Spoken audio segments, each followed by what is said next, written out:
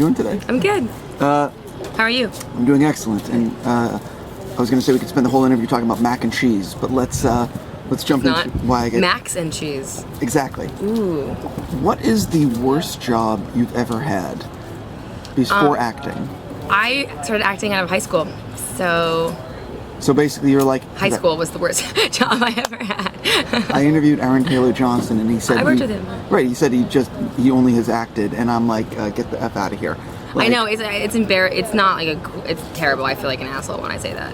No, I mean, you got, I'm going to use the term lucky. Yes, I got lucky. But still, there's like a certain amount of like life experience that I feel like I'm missing from like not having that kind of responsibility and like interaction with people. You can discover that life experience as long as you're open to it. Yeah, I am. Exactly. Let's jump into why I get to talk to you. I'm going to say congratulations on the movie. Thank you. This is a crazy movie. Yes. And it's fantastic. Yes. Thank you. This had to have been, I'm going to use the term, a challenging shoot. Mm-hmm. When you think back on the making of the film, is there a day or two that that you remember thinking, are we really going to make this? Like, is this really going to, you know what I mean? There was a couple years where I was wondering that. I got this job in 2009. Okay? Got cast in 2009. They had cast Charlize, they had cast Nick, they had cast me. And that was it. And then the movie got pushed, and they cast everyone else in 2012. And then we shot the movie in 2012, and it's now coming out in 2015. So there was a couple years where it became like an ongoing joke in my family and like friends being like, Zoe's gonna go shoot Mad Max, because like I kept them being like, no, this time I'm going, and like it wouldn't happen for years. So once we were there, I was like, oh, this is happening. We're making this movie.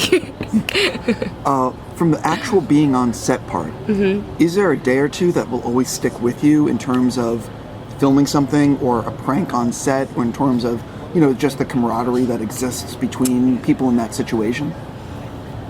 The whole thing is kind of a blur just because it was so long, and it wasn't like we were like, oh, now we're like on this set, or like we have this location. Like we were in the sand in that war rig basically every day. So there were some days that stand out, like, there was like some days, some crazy arguments and things that were going on. Like we were all, in the desert for 6 months, like shit goes down.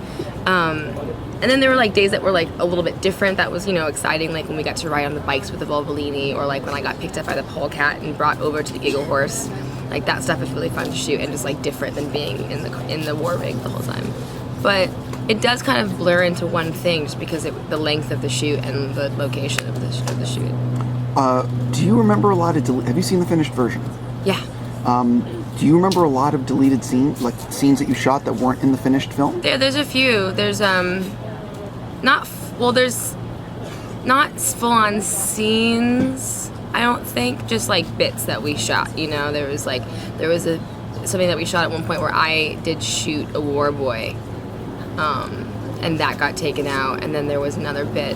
There's a bit where I kept on saying to George, like, you have to see us eat something. No one eats anything in the movie. I know food is scarce, but still. So we did this thing where I ate a potato, a raw potato, like an apple. It was like I did at the end of the scene and didn't make it, which I'm kind of bummed about because it was gross eating the potato, the raw potato. I think this is where we hope for the extended cut.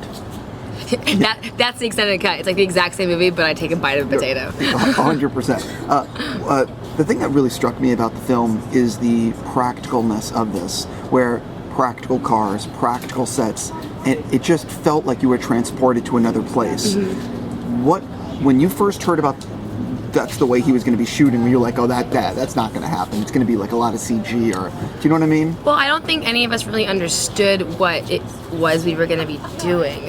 Like, you know what I mean? Like, we knew there was going to be, it's an action movie, it's Mad Max, there's going to be some cool stunts, there's going to be some cars exploding and whatever, but like, not until we were doing it were we like, understood like how far George wanted to go. You know what I mean? Like, I think they like broke records for like the amount of car flips and things like that on this film, you know? So I think at first we were just kind of like, yeah, like whatever you want to do, man. And then like it'd be happening. We were like, oh my God. And then we got so used to it, I feel like it started to make more sense. Like, why wouldn't we actually do this? Why would we fake it, you know? And it made making the movie so much better. I've been playing a game with some people recently. It's called Save or Kill. Okay. I'm going to throw some out at you. Okay. One of these things you can save. One of them is erased from existence. What do you save? What do you get rid of? Okay. Star Wars or Star Trek? Star Trek. I would kill Star Trek. Okay. So you need. So I think. Sorry. What do I say? You just say I'll save Star Wars, or do you know what I said. Yeah, you said Star Trek, but it doesn't matter. You want me to say what I'm going to save? Yes. Okay. What was the next one? Mad Men or The Wire? I don't really watch either of those shows. Game of Thrones or Breaking Bad? Save Breaking Bad. The Beatles or Rolling Stones? Save the Beatles. Everyone says the Beatles. For sure. Indiana Jones or Han Solo? Han Solo. Mario or Zelda? I don't really know video games, but I feel like I just know who Mario is. I'm going to say save Mario. PlayStation or Xbox? I don't play video games. You could kill them both. Okay, fine. Moving back to the next thing. You are in a band and you're performing and you're going around and you're also balancing doing acting. Mm-hmm. What is it like for you right now in terms of like your time? You know what I mean? Yeah, I do. My time is at the moment, basically every moment of free time goes into the band right now. It goes into recording, it goes into touring. Like whenever I have like more than like a week off, we try and play shows, or if I have like a month off, that's when we can tour. And then or doing a video, or and then I end up recording even when like after work when I'm shooting movies. That's like when I have time to record, because I know I'll be in one place for a certain amount of time. So like I go home from shooting and then I record all night and then I go to shoot the next day. That's crazy. It is in a good way. It is intense right now. Everything's very intense and there's not very much downtime, but I'm thriving on it.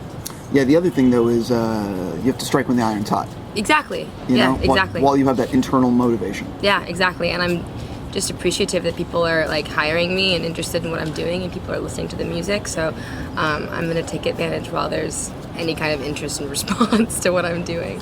I'm not going to complain for a second. I saw Dope at Sundance. Oh, right on. Which comes out real soon. Yeah, in June something. Exactly. What was the experience making that, and were you a little bit surprised because we got a lot of positive reaction, at Sun? You know what I mean? Yeah. I was very. Is that okay that they're talking? Is that cool? Oh, it doesn't matter. Okay. Yeah. I was really surprised. Dope for me was, it was like it was a passion project. I read the script and I thought it was so intelligent and so funny that I was just kind of like, I don't know, people are going to get this, and you never know how a film's going to turn out, but I was like, if this film turns out the way it reads, it's just going to be so on point. But again, like, you never know, and it's become like a little indie that could, like we got into Sundance, that was cool. I didn't think people were going to react to it like they did at Sundance, you know what I mean? Sure. We're going to Cannes, like, it's crazy, and it's so awesome to see, like, what I loved about the script so much for me was like seeing a black film, or like black people portrayed in a different way, and what I think a more honest way, and it talks about things that make people a little bit uncomfortable, and then it's also funny. But people, I think, are ready and hungry to hear something and see something different when it comes to black culture, specifically in cinema. When I first heard about the movie, I saw the image, and for some reason I thought the movie took place in the 90s. Yeah. And then the movie starts and they're talking about iPhones, and I'm like, wait, what? What's happening here? Yeah, I don't understand what just happened. Yeah. And then I obviously realized, but I think people are going to really dig it. Yeah, and I actually like that there's a point when I was like, why don't you just set it in the 90s if but there's something so great about like the nostalgia of it, and like the contrast, being in your face like that. Totally. I definitely want to ask you though about Vienna and the Phantoms. Yeah, exactly. Which sounds like an interesting gig. Yeah, I'm curious. Just gotta wrap it up. I'm curious myself about what that film's gonna be like. They shot that last year in Las Vegas. We did. It was an interesting place to be for more than 24 hours. Yes. Yeah, I feel like I haven't like seen the film, and we shot it a long time ago. I don't really know like how it's gonna, like what it's gonna turn out like, but it was so fun to make. It's such a cool idea. It takes place in the 80s, which is really, really cool, and it's like this. The idea is like this band that travels around in trailers, and it's hard to explain this film, man.